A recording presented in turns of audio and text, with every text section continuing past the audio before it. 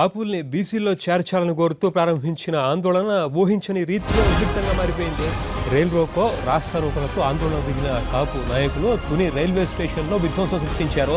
తర్వాత Tuni police station మీద దాడి చేసి స్టేషన్లో సామాగ్రి ధ్వంసం చేశారు. Police jeep తగలబెట్టారు. ఆందోళనకారుల దాడిలో ఒక పోలీస్ కానిస్టేబుల్ మరణించినట్లు అధికారులు తెలిపారు. కొంతమంది పోలీసులకి గాయాలయ్యాయి.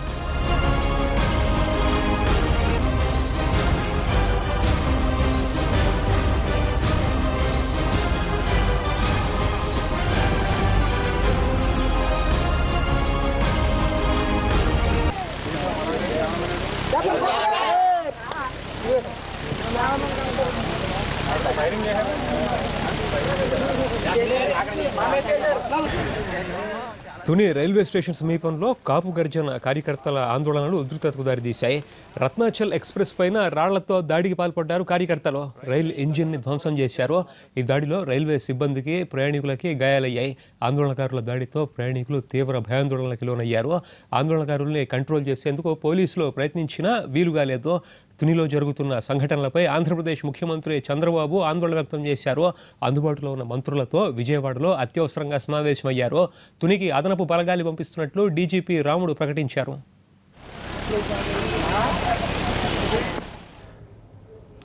రైట్, ఈ ఘటనను కవరేజ్ చేసి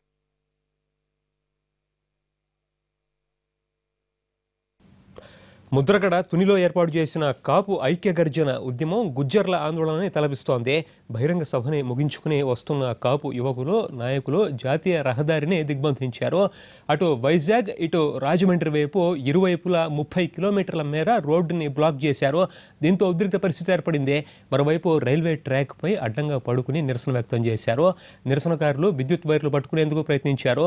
అంతకుముందే అప్రమత్తమైన అధికారులు పవర్ సప్లై నిలిపివేశారు. రైల్వే డ్రైవర్కి ఆందోళనకారులకి మధ్య ఘర్షణ జరిగింది. ఈ ఘటనలో ఒక వ్యక్తికి తీవ్ర గాయాలు కావడంతో ఆందోళనకారులు మరింత రెచ్చిపోయి ట్రైన్ అద్దాల్ని పగలగొట్టారు. ప్రయాణికుల్ని కిందకు దించివేసి 4 బోగీల్ని దగ్ధం చేశారు. దీంతో తుని వద్ద ఉద్రిక్త పరిస్థితి నెలకొంది. ఆందోళన విరమింపజేసేందుకు పోలీసులు ముద్రగడతో చర్చిస్తున్నారు. అయితే ప్రభుత్వం నుంచి స్పష్టమైన హామీ వచ్చే వరకు ఆందోళన విరమించేది లేదని కాపు నేతలు చెబుతున్నట్టు తెలుస్తోంది.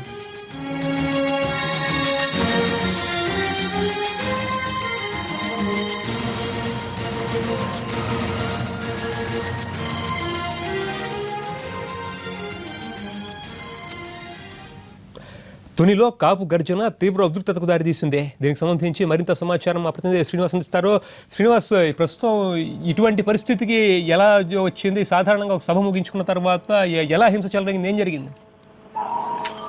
పరితోష్, తూర్పుగోదావరి జిల్లా తునిలో ఏర్పాటు చేసిన కాపు ఐక్య గర్జన ఉద్యమం ఉద్రిక్త పరిస్థితులకు దారికి తీసింది. అయితే మొత్తం రత్నాచల్ ఎక్స్ప్రెస్ సంబంధించిన 14 బోగీలను కూడా ఆందోళనకారులు దగ్ధం చేయడం జరిగింది. మొత్తం ట్రైన్ అంతా కూడా ఇప్పుడు పూర్తిగా దగ్ధం కావడం జరిగింది. అలాగే పోలీసులకు సంబంధించి 18 పోలీసు వాహనాలను కూడా ఆందోళనకారులు దగ్ధం చేయడం జరిగింది. మొత్తం 18 వాహనాలు కూడా పూర్తిగా దగ్ధంగా అయినాయి. అలాగే తుని రూరల్ పోలీస్ స్టేషన్ కూడా ఆందోళనకారులు దగ్ధం చేసి వాళ్ళ మీద దాడి చేయడం జరిగింది. అలాగే ఒక కానిస్టేబుల్ కూడా మృతి చెందినట్టుగా తెలుస్తుంది. ఒక కానిస్టేబుల్ మృతి చెందాడు. దీంతో ఇంకా ఉధృత పరిస్థితులు నెలకొని ఉన్నాయి. మొత్తం హైవే అంతా కూడా దిగ్బంధం చేసి మొత్తం రాకపోకలను పూర్తిగా నిలిపివేశారు ఆందోళనకారులు. అయితే ఈ రోజు జరిగిన కాపు ఐక్య గర్జన కార్యక్రమానికి సంబంధించి ముద్రగడ పద్మనాభం తన ప్రసంగంలోని ప్రభుత్వం మీద తీవ్ర ఆగ్రహం వ్యక్తం చేశారు.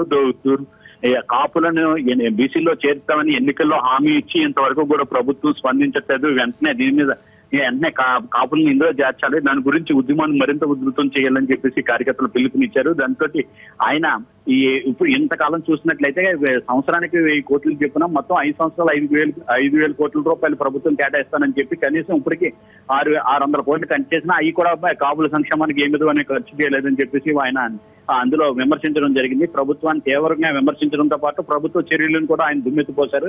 దీంతో అదే సభా వేదిక పై నుంచే కూడా ఆయన పిలుపునిచ్చారు. మొత్తం హైవేనంతా దిగ్బంధం చేయండి, ట్రైన్లను నిలిపివేయండి, ఆందోళనకారులు మన కాపులో రిజర్వేషన్ సాధించుకునే వరకు కూడా తమ ఆందోళన కొనసాగిద్దాము. అప్పుడు కానీ ప్రభుత్వానికి కనువిప్పు కలగదు, అప్పుడు కానీ మన డిమాండ్ల పరిష్కారం కావాలని చెప్పేసి ఆయన పిలుపునివ్వడంతో ఒక్కసారిగా ఈ ఊహించిన రీతిలో వచ్చిన మొత్తం ఈ కాపు సోదరులందరూ కూడా మొత్తం పెద్ద ఎత్తున తరలి రావడం జరిగింది. లక్షలాది మంది ఒక్కసారి ఉప్పెనలా మొత్తం హైవేనంతా కూడా దిగ్బంధం చేయడం జరిగింది. దాంతో 30 కిలోమీటర్లు ఇటు వైజాగ్ వైపు కానీ, తునికి ఇటువైపు వైజాగ్ కానీ, లేకపోతే మరోవైపు రాజమండ్రి వైపు కానీ మొత్తం 30 కిలోమీటర్ల మేరకు మొత్తం ట్రాఫిక్ స్తంభించిపోయింది. మొత్తం ట్రాఫిక్ హైవే అంతా కూడా పూర్తిగా దిగ్బంధం చేయడం జరిగింది. అలాగే ట్రైన్లు కూడా మొత్తం నిలిపేశారు. మొత్తం ఎప్పుడైతే రత్నాచల్ ఎక్స్ప్రెస్ మొత్తం దగ్ధం చేశారో ముందుగా 2 బోగీలను అంటించడం జరిగింది. డ్రైవర్ కి, రత్నాచల్ ఎక్స్ప్రెస్ డ్రైవర్ కి వీళ్ళకి ఆందోళనకారులకి మధ్య ఘర్షణ చోటు చేసుకోవడం జరిగింది. దాంతో వాళ్ళని కూడా కొంతమంది రైల్వే ఉద్యోగుల మీద కూడా దాడి చేశారు. ఆ ప్రయాణికులందరినీ కూడా ట్రైన్ లో ఉన్న వాళ్ళందరూ కూడా నిలిపేసి వాళ్ళందరినీ కూడా పంపించి వేసి ఆందోళనకారులు పూర్తిగా ట్రైన్ అంటించి వేయడం జరిగింది. ఇప్పుడు కూడా ట్రైన్ అలాగే దగ్ధం కావడం జరుగుతున్నది. మొత్తం 14 బోగీలు కూడా మొత్తం పూర్తిగా ఇందులో దగ్ధం అయినాయి. దీన్ని ఆర్పే ప్రయత్నాలు కూడా చేసే ప్రయత్నాలు కూడా లేదు. ఇప్పటికీ కూడా ఆందోళనకారులు తమ ఆందోళన కొనసాగిస్తూ తమ ప్రభుత్వంపై ఒత్తిడి తెచ్చే విధంగా వ్యవహరించడం జరుగుతున్నది. అయితే పోలీసులు కూడా ఇక్కడ దరిదాపులో ఎక్కడా కూడా ఈ ఆందోళనకారులకు ఆందోళన చేస్తున్న సభా వేదిక కానీ, యువతల పక్కన కానీ ఎక్కడా లేకుండా కూడా ఎక్కడో హైవే దూరంగా తుందిలో కానీ, అలాగే ఈ పక్కన అన్నవరం వైపు కానీ ఎటువంటి వాహనాలు రాకుండా ఆ నిలువ నుంచి దారి మళ్లించి ఏర్పాట్లను అయితే చేయడం జరుగుతున్నది. దీంతో మట్టికి ఇక్కడ ప్రస్తుతం మట్టికి చాలా ఉధృత పరిస్థితులు నెలకొని ఉన్నాయి. అలాగే కొంతమంది మీడియా ప్రతినిధుల మీద కూడా కనీసం వీడియో విజువల్స్ కూడా దగ్ధం చేస్తున్న విజువల్స్ కానీ, లేకపోతే పోలీస్ వాహనాలు దగ్ధం అవుతున్న విజువల్స్ కానీ చేస్తున్న మీడియా ప్రతినిధులు కూడా మీద కూడా దాడులు చేసి వాళ్ళ కెమెరాలను కూడా ధ్వంసం చేయడం జరిగింది. పలు కెమెరాలు పోవడంతో పాటు వాళ్ళు కూడా ఈ ఆందోళనకారులు చేతిలో దెబ్బలు కూడా తినడం జరిగింది. ఇప్పటికీ కూడా పరిస్థితి అదే విధంగా ఉన్నది. ఆందోళనకారులు ఎక్కడ కూడా చెక్కి చెదిరిపోకుండా మొత్తం తునిలో ఉన్న మొత్తం హైవే అంతా కూడా దిగ్బంధం చేయడం జరిగింది. ఇప్పటికీ కూడా మొత్తం హైవే అంతా పూర్తిగా దిగ్బంధం కావడం జరిగింది. వాహనాలు రాకపోకలు పూర్తిగా నిలిచిపోయి, అలాగే రైళ్లు కూడా విద్యుత్ సరఫరా నిలిపేసి మొత్తం రైలు రాకపోకలు కూడా నిలిపేశారు. ఇటు వైజాగ్ నుంచి కానీ, లేకపోతే వైజాగ్ వైపు వెళ్లే వాహనాలు కానీ, లేకపోతే వైజాగ్ నుంచి వచ్చే ట్రైన్లు కానీ మొత్తం కూడా పూర్తిగా నిలిచిపోయి పరిస్థితి అయితే చాలా ఉధృతంగా ఉన్నది. పోలీసులు కూడా ఎటువంటి చేతులు తీసుకున్న పరిస్థితి ఉన్నది.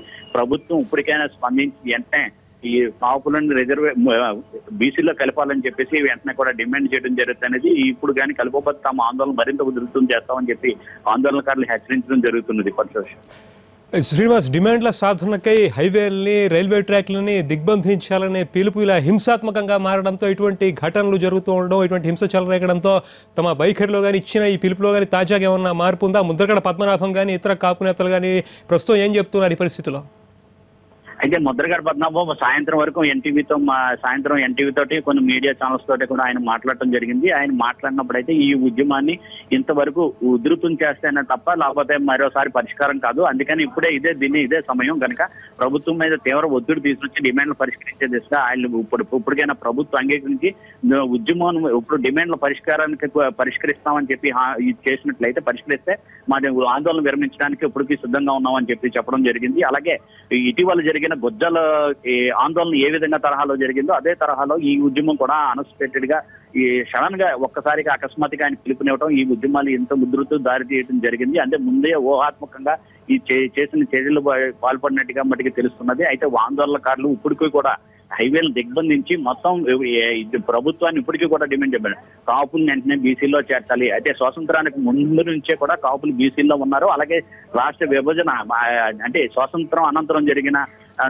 తర్వాత కానీ స్వాతంత్రం అంతా వచ్చిన తర్వాత కూడా కాపులు బీసీలో ఉండడం కూడా జరిగింది. అలాగే ఆంధ్ర రాష్ట్ర అవతరణ సమయంలో కూడా మన కాపులందరూ కూడా బీసీలో ఉండడం జరిగిందని చెప్పి వీళ్ళు చెప్పడం జరుగుతున్నది. అంతేగాని తిరిగి బీసీలోకి పంపించమని చెప్తున్నాం తప్ప మేము కొత్తగా డిమాండ్ చేయట్లేదు.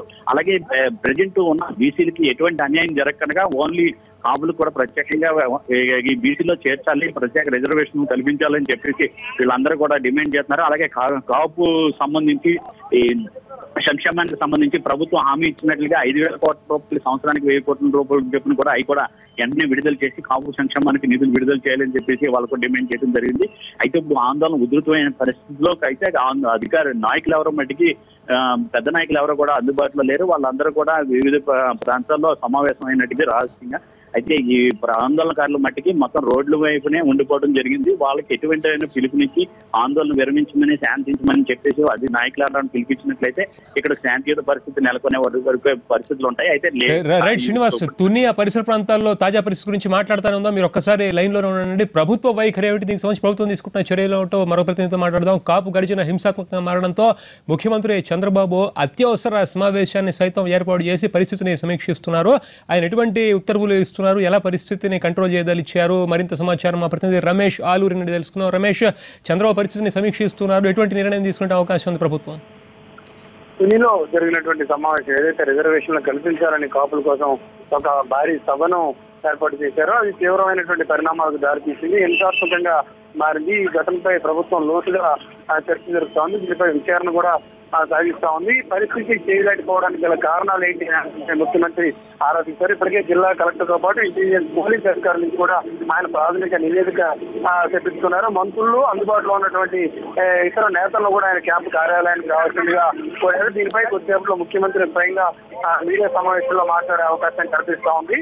ఏదైతే రిజర్వేషన్ ఇవ్వాలని ఒక డిమాండ్ ఉందో దానికి అనుగుణంగానే ప్రభుత్వం ఉన్నప్పటికీ కూడా హింసాత్మకంగా ఉద్యమాన్ని తీసుకెళ్లడం అనేది ఒక కుట్రపూరితంగా జరుగుతుంది. దీని అనుకున్నటువంటి కారణాలను విశ్లేషించాల్సిన అవసరం ఉందని ప్రభుత్వం భావిస్తా ఉంది. కాపులు చేస్తున్న ఏ ఒక్క డిమాండ్ ను కూడా ప్రభుత్వం వ్యతిరేకించట్లేదు. ప్రభుత్వం ఇప్పటికే కార్పొరేషన్ ఏర్పాటు చేసి రిజర్వేషన్ అవసరమైనటువంటి నివేదికను సిద్ధం చేసే పనిలో ఉన్నా కూడా ప్రతిపక్షాలు ఉద్దేశపూర్వకంగా ఒక తప్పుదో పట్టించేందుకు ప్రయత్నిస్తున్నాయని ప్రభుత్వం భావిస్తోంది. మొత్తం ఘటన తీవ్రత దృష్ట్యా ముఖ్యమంత్రి ఒక అత్యవసర సమావేశాన్ని ఏర్పాటు చేస్తున్నారు. కొద్దిసేపట్లో మీడియాతో కూడా దీనిపై మాట్లాడే అవకాశం కల్పిస్తోంది. ప్రకాష్, రమేష్, ఇప్పటికే కాపు కమిషన్ ఏర్పాటు చేశారు. కేబినెట్ లో కూడా అనేక మంది మంత్రులు కాపులు ఉన్నారు. అంటే ప్రభుత్వం తరఫు నుంచి ఇప్పుడు కూడా అత్యవసరంగా తీసుకోగలిగినటువంటి ఇప్పుడు ముద్రగడ పద్మనాభం చెప్తున్నట్లుగా ఏదో ఒక నిర్ణయం వాళ్ళు ప్రకటించాలి, లేకపోతే అప్పటికి దిగ్బంధం అనే దానికి ప్రభుత్వం ఎటువంటి వైఖరి తీసుకునే అవకాశం ఉంది? ఎవరు మీడియేట్ చేసే అవకాశం ఉంది? రిజర్వేషన్ల అంశం పూర్తిగా టెక్నికల్ గా సమస్యతో కూడుకున్న అంశం. రిజర్వేషన్ 50% విత్తడానికి లేదు అని సర్వోన్నత న్యాయస్థానం ఇచ్చినటువంటి తీర్పుల నేపథ్యంలో రిజర్వేషన్లు కల్పించాలి అనే దానిపై విస్తృతమైన చర్చ జరుగుతుంది. బీసీలు వ్యతిరేకిస్తున్నటువంటి ప్రస్తుత పరిస్థితుల్లో ఏ రకంగా కాపులకు రిజర్వేషన్లు ఇవ్వాలనే దానిపై లోతైన చర్చకే ప్రభుత్వం జరిపిస్తున్నటువంటి పరిస్థితి. దీనికోసం ఒక రిటైర్డ్ చేసి ఒక కమిషన్ కూడా ఏర్పాటు చేసింది. మరొక కొద్ది నెలల వ్యవధిలోనే ఆయన నుంచి ఒక నివేదిక కూడా తెప్పించుకునే అవకాశం ఉంది. మరోవైపు కాపులకు ఇస్తున్నటువంటి ప్రాధాన్యాన్ని ప్రజలకు వివరించడంలో కాపు నేతలు విఫలం అవుతున్నారని కూడా ముఖ్యమంత్రి భావిస్తా ఉన్నారు. డిప్యూటీ సీఎం పదవి ఒక కాపు లీడర్కి ఇవ్వడంతో పాటు కేబినెట్ లో కూడా ఎక్కువ మంది కాపు నేతలకు మంత్రి పదవులు కట్టబెట్టిన విషయాన్ని చెప్పడంలో మంత్రివర్గంలోని సీనియర్లు కానీ ఇతర ముఖ్య నేతలు కానీ విఫలం అవుతున్నారనే ఒక అభిప్రాయం ముఖ్యమంత్రి వ్యక్తం చేస్తున్నారు. ఇక సీను అంటే ఆ పరిస్థితి తీవ్రత దృష్ట్యా ముఖ్యమంత్రి దీన్ని హ్యాండిల్ చేసే పరిస్థితి కనిపిస్తా ఉంది. ఇక నుంచి ఈ అంశాన్ని అత్యంత ప్రాధాన్యత ఇవ్వడం ద్వారా సాధ్యమైనంత తొందరగా దీనిపై ఒక నివేదిక తెప్పించుకొని కార్యాచరణ దిగాలని ప్రభుత్వం భావిస్తా ఉంది. రమేష్, ట్రైన్ దిగ్బంధనం వైపు ఏకంగా 4 బోగీలకి నిప్పు పెట్టడం జరిగింది. ఆందోళన చేస్తున్నటువంటి వ్యక్తుల్లో కొందరు. అదేవిధంగా పోలీస్ స్టేషన్ పై జరిగిన దాడిలో కానిస్టేబుల్ మరణించినటువంటి నేపథ్యంలో ఇది శాంతి భద్రతల పరిస్థితిగా చూస్తున్న ప్రభుత్వం ఎటువంటి సూచనలు పోలీసులకు ఇస్తోంది? గ్రౌండ్ సిచ్యువేషన్ పై ప్రభుత్వం ఎటువంటి నిర్ణయం తీసుకునే అవకాశం ఉంది? పరిశోధన ఇక్కడ 2 విషయాలు. ఒకటి, కాపులు తమకు రిజర్వేషన్ కావాలంటూ ఉద్యమించడం, దానికి సంబంధించి తునిలో అత్యంత భారీ సమావేశాన్ని ఏర్పాటు చేయడం ఒక అంశం అయితే, ఈ యొక్క ఉద్యమం ఏదైతే ఒక భారీ బహిరంగ సభ ఉందో ఇది ఎందుకు హింసాత్మకంగా మారింది, దీని వెనక ఎటువంటి కార్యాచరణ రూపొందించుకున్నారు, ఎటువంటి లక్ష్యంతో ఆ యొక్క కార్యక్రమాలకు చేపట్టారు, దీని వెనక ఎవరున్నారనే అంశంపై కూడా ముఖ్యమంత్రి దృష్టి సారించారు. ఇప్పటికే కొంత ప్రాథమికంగా నివేదిక ముఖ్యమంత్రి టీముల మీద ఉన్నట్టుగా మనకు తెలుస్తా ఉంది. పూర్తి స్థాయి విచారణకు దీనిపై ఆదేశించే అవకాశం ఉంది. హింసాత్మకంగా దీన్ని మార్చడం ద్వారా దీనిపై ఒక గందరగోళ పరిస్థితిని సృష్టించడం ద్వారా ప్రభుత్వాన్ని పూర్తిగా ఇరుకున పడేయాలి అనే ప్రతిపక్షాలు ఆలోచిస్తున్నాయి, కొన్ని వర్గాలు ఆలోచిస్తున్నాయని ప్రభుత్వం భావిస్తోంది. దీనిపై లోతైన విచారణ జరిపి చర్యలు తీసుకోవాలి. అదేవిధంగా ఏదైతే డిమాండ్ ఉందో దాన్ని సాధ్యమైనంత తొందరగా సాల్వ్ చేయడం ద్వారా, తీర్చడం ద్వారా ప్రభుత్వం ఏ రకంగా తన అభిప్రాయాన్ని చెబుతుందో దాన్ని నెరవేర్చడం ద్వారా ఈ యొక్క సమస్యకు పరిష్కారం చూపాలని కూడా ముఖ్యమంత్రి భావిస్తా ఉన్నారు. రమేష్, కొద్ది రోజులుగా ఈ సభ గురించి పూర్తి స్థాయిలో ప్రచారం జరిగింది. అందరికీ తెలుసు సభ జరుగుతోంది, భారీ సంఖ్యలో వస్తారని తెలుసు, పద్మనాభం ఏం డిమాండ్ చేస్తున్నారో తెలుసు. అయినప్పటికీ ఇటువంటి పిలుపుని ఇస్తారనేది పూర్తిగా అనూహ్యంగా జరిగిందా? ఇలా దీనికి రియాక్ట్ అవుతారు సభకు వచ్చిన వారిని కూడా పూర్తిగా ప్రభుత్వం ఊహించినట్లుగా కనిపిస్తోందా? మనం డిసెంబర్ నెల నుంచి చూస్తున్నట్లయితే దీనిపై వేగంగా ప్రభుత్వం అడుగులు వేస్తా ఉంది. కార్పొరేషన్ ఏర్పాటు చేయడం, కార్పొరేషన్ నిధులు ఇవ్వడం, కార్పొరేషన్ చైర్మన్ పదవిని పూర్తి చేయడంతో పాటు రిజర్వేషన్లకు అవసరమైనటువంటి ఒక కమిషన్ ఏర్పాటు చేసే విషయంలో కూడా ప్రభుత్వం కొంత త్వరగానే ఈ నెల 2 నెలల వ్యవహరించింది. అయితే గత 1.5 కాలంలో ప్రభుత్వం అనుకున్నంత వేగంగా స్పందించకపోవడం ఇప్పుడు ఉన్నటువంటి ఈ పరిస్థితికి కారణం అనే అభిప్రాయం కూడా కేబినెట్ లో కానీ ప్రభుత్వంలో కానీ కొంతమంది ముఖ్యులు అభిప్రాయపడుతున్నారు. అయితే ఇప్పుడు తీసుకుంటున్నటువంటి చర్యలను చాటి చెప్పడంలో కానీ ఇప్పుడు తీసుకుంటున్నటువంటి చర్యల ద్వారా వారిని సమాధాన పరచడంలో ఆ ప్రభుత్వం కొంత విఫలమైందని మనం చెప్పవచ్చు. హింసాత్మకంగా మారినటువంటి పరిస్థితి రావడం వెనక వైఫల్యం న్యాయం ఎవరిది అనేది కోణంలో కూడా ఇటు ప్రభుత్వం దృష్టి సారించాల్సినటువంటి అవసరం ఉంది. పూర్తిగా రాజకీయాలతో ముడిపడి ఉన్నటువంటి అంశం కావడంతో దీన్ని అత్యంత సున్నితమైనటువంటి అంశంగా కూడా ప్రభుత్వం చూస్తా ఉంది. దీనిపై ఒక సమగ్ర నివేదిక పెట్టించుకొని అందుకు అనుగుణంగా ఆ ప్రభుత్వం ముందుకు వెళ్లాల్సినటువంటి అవసరం ఉంది. పడుకోవచ్చు. చంద్రబాబు అత్యవసర సమావేశంలో ఎవరెవరు పాల్గొంటున్నారు, ఎంతసేపట్లో వారు ఒక ఈ మీటింగ్ విశేషాలను తెలియజేసే అవకాశం ఉంది రమేష్? మంత్రులు చాలా మంది గ్రేటర్ ఎన్నికలకు ప్రచారం కోసం వచ్చినటువంటి పరిస్థితి ఉంది. ఇంకో అందుబాటులో ఉన్నటువంటి 3-4 మంత్రులు ఎవరైతే ఉన్నారో గుంటూరు జిల్లా చెందిన మంత్రి కానీ ఇతర మంత్రులు కానీ వాళ్ళని రమ్మని ముఖ్యమంత్రి కార్యాలయం నుంచి ఫోన్ వెళ్ళి కొద్దిసేపట్లో ముఖ్యమంత్రి ఉన్నతాధికారులతో, ఇంటెలిజెన్స్ అధికారులు, అదేవిధంగా మంత్రులు, పార్టీకి చెందినటువంటి ముఖ్య నేతలతో కూడా దీనిపై మాట్లాడే అవకాశం ఉంది. కొంతమంది ఫోన్ ద్వారా కూడా ముఖ్యమంత్రికి పరిణామానికి సంబంధించినటువంటి తీవ్రతను వివరించినట్లుగా మనకు తెలుస్తా ఉంది. హోమ్ మినిస్టర్ తో మనం మాట్లాడడం కుదిరిందా? ఈ ఘటనలు చోటు చేసుకుంటున్న తర్వాత నుంచి రమేష్, ప్రభుత్వం తరఫు నుంచి సిచ్యువేషన్ లేటెస్ట్ అప్డేట్ ఏంటి? స్పందిస్తారని తెలిసినప్పటికీ కూడా ఆయన నుంచి ఎటువంటి కామెంట్ ఇంతవరకు రాలేదు. రైట్ రమేష్, ప్రస్తుతం ఒకసారి గ్రౌండ్ రియాలిటీని మనం చూసినట్టయితే వాస్తవానికి బహిరంగ సభ జరిగింది. అనేకమైన డిమాండ్లతో కాపు సంఘాలు ప్రధానంగా నిర్వహించినటువంటి బహిరంగ సభలో చివరిలో నేత ముద్రగడ పద్మనాభం హైవేని దిగ్బంధనం చేయాలి, ఏదో ఒకటి మన డిమాండ్లు నెరవేరే వరకు ఆ సంగతి తేల్చుకోవాల్సిందనేటువంటి పిలుపు ఇచ్చిన మేరకి ఆందోళనకారులు ఒకసారిగా హైవేని దిగ్బంధనం చేయడం, ట్రాఫిక్ భారీగా స్తంభించడం, రైల్వే స్టేషన్ మీద కూడా వెళ్ళడం, రైల్వే ట్రైన్ ప్రధానంగా రత్నాచల్ ఎక్స్ప్రెస్ని అడ్డుకోవడం, కొన్ని బోగిలు తగలబడడంతో ఘటనలు హింసాత్మకంగా మారాయి. పోలీస్ స్టేషన్ మీద దాడి జరగడం, పోలీస్ కానిస్టేబుల్ దాడిలో మరణించడంతో ఈ హింసాత్మక ఘటనలపై ప్రభుత్వం అత్యవసర సమీక్ష నిర్వహిస్తోంది. దీనికి సంబంధించి మనం మరొకసారి రాజమండ్రి శ్రీనివాస్తో ఒకసారి గ్రౌండ్ రిపోర్ట్, అక్కడ ఉన్నటువంటి తాజా పరిస్థితి మాట్లాడదాం. రమేష్, మీరు లైన్లో ఉండండి. శ్రీనివాస్, మరొకసారి మనం ఒకసారి గ్రౌండ్ రిపోర్ట్ మాకు అందజేయండి. ప్రస్తుతం అక్కడ ఉన్నటువంటి పరిస్థితి ఏంటి? పోలీసులు ఏ మేరకి పరిస్థితిని అదుపులోకి తీసుకురాగలిగారు ఇప్పటి వరకు? అయితే పరితోష్ ఇప్పటి వరకు చూసినట్లయితే ఇంకా ఆందోళన ఉధృతంగానే కొనసాగుతున్నది. అయితే ఇప్పుడు ప్రభుత్వం నుంచి ఎటువంటి స్పందన వస్తుందని వాళ్ళందరూ వేచి చూస్తున్నారు. అయితే ఇప్పుడు వీళ్ళందరూ కూడా ప్రస్తుతం చూసినట్లయితే మొత్తం రాష్ట్ర ప్రభుత్వ వైఖరి పట్ల తీవ్ర నిరసన వ్యక్తం చేయడం పాటు ముఖ్యమంత్రి పైన అలాగే తెలుగుదేశం పార్టీ నేతల పైన కూడా చాలా తీవ్రంగా మండిపడటం జరుగుతున్నది. అయితే సభ ఏర్పాటుకు సంబంధించి 3 నెలల నుంచే ముద్రగడ ప్రకటించడం జరిగింది. 3 నెలల కిందటి నుంచే ఇక్కడ ఈ సభను ఎలా నిర్వహిస్తాము, కాపులకు వ్యతిరేకంగా రిజర్వేషన్ అమలు చేయాలని చెప్పేసి డిమాండ్ చేయనప్పటికీ కూడా ప్రభుత్వం ఏ విధమైన స్పందన లేదు. అయితే ఈ కార్యక్రమానికి టీడీపీ నేతలు ఎవరు కూడా హాజరు కావద్దని చెప్పేసి పిలుపునివ్వడంతో దాన్ని కట్టడి చేయడం జరిగిందని చెప్పేసి ఇక్కడ సమాచారం అందింది. దీంతో వాళ్ళెవరు కూడా ఈ తూర్పుగోదావరి జిల్లాలో ఉన్న ప్రముఖ ముఖ్య నేతలు కూడా ఈ టీడీపీకి చెందిన ముఖ్య నేతలు ఎవరు కూడా కనీసం ఇక్కడ సభకు హాజరు కాకపోలేదు. చూసినట్లయితే ఈ గత 4 రోజులుగా చూసినట్లయితే ప్రభుత్వం నుంచి కాపులను వ్యతిరేకిస్తున్నట్లుగా, కాపులకి వ్యతిరేకంగా ప్రకటన చేస్తడం పట్ల ఈ ఆగ్రహం అంతా ఒక్కసారిగా పెళ్లివికింది. వీళ్ళందరూ కూడా ఆగ్రహంతో రెచ్చిపోయి ఇప్పుడు కాపులను వెంటనే బీసీలో చేర్చకపోతే తమ ఆందోళన విరమించే ప్రసక్తి లేదు, వెంటనే కాపులను బీసీలో చేర్చాలి, ఈ ప్రకటన ప్రభుత్వం నుంచి ప్రకటన వెలువడితేనే కానీ మేము ఇక్కడి నుంచి ఆందోళన విరమించేది లేదని చెప్పేసి వీళ్ళందరూ కూడా చెప్పడం జరుగుతున్నది. ఒకవేళ ముద్రగడ పద్మనాభం తోటి కానీ తీసుకుని వచ్చి ఆయనతోటి ప్రభుత్వ పరంగా ప్రకటన చేసినట్లు కానీ, ప్రభుత్వం హామీ ఇచ్చినట్లు కానీ ఏ విధమైన ప్రకటన చేసినా ఇక్కడ ఆందోళన విరమించే పరిస్థితులు అయితే కనిపిస్తాయి. అయితే ఇప్పుడు అటువంటి పరిస్థితులు ఏమీ కనపడలేదు. నాయకులు కూడా ఎక్కడున్నారు అనేది కూడా తెలియట్లేదు. వాళ్ళందరూ కూడా సమావేశం అయ్యి రేపొద్దున భవిష్యత్ కార్యాచరణ ఏ విధంగా చేపట్టాలి, ఈ ఉద్యమాన్ని ఎంత వరకు ఆందోళన ఇంకా మరింత ఉధృతం చేయాలనేది మట్టికి ఇక్కడ కనిపిస్తూ ఉన్నది. వాళ్ళందరూ కూడా సమాచారంలో ఉన్నారు.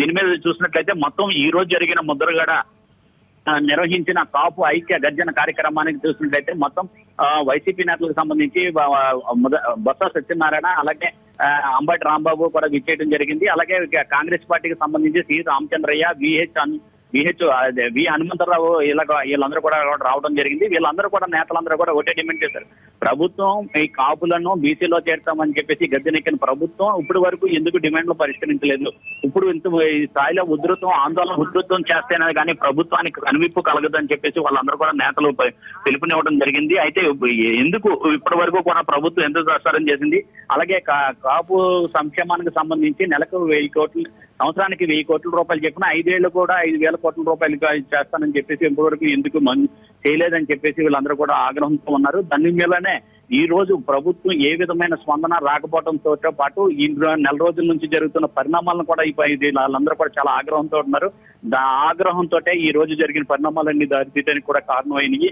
ఇక్కడ సంబంధించి మొత్తం టీడీపీ నేతలకు సంబంధించి కొంతమంది పెట్టి కట్టిన ఫ్లెక్సీలను కూడా ఇక్కడ ఆందోళనకారులందరూ కూడా ధ్వంసం చేయడం జరిగింది. మొత్తం పోలీసులు కూడా ఇప్పుడు కూడా సాహసం చేయలేకపోతున్నారు. వాళ్ళందరూ కూడా పరిస్థితిని అదుపులో తీసుకునే పరిస్థితి లేదు. వాళ్ళైతే తగినంత సిబ్బంది మాకు లేకపోవడం కారణంగా బందోబస్తు లేకపోవడం కారణంగా మేము కూడా ఏమి చేయలేని పరిస్థితి అని చెప్పి వాళ్ళందరూ కూడా చేతులు ఎత్తేయడం జరిగింది. పోలీసులు కూడా వాళ్ళు కూడా ఆత్మరక్షణలో కూడా వాళ్ళు కూడా ఎక్కడో దూరంగా నిలబడిపోయి ఉన్నారు. అయితే ప్రభుత్వం నుంచి ఎటువంటి ప్రకటన వస్తుందని చెప్పి ఇటు ఆందోళనకారులు కానీ అటు పోలీసులు కానీ కూడా ఏ విధంగా దీన్ని ఆందోళన విరమించాలనే దాని మీద వాళ్ళందరూ కూడా ఆలోచనలో ఉన్నారు.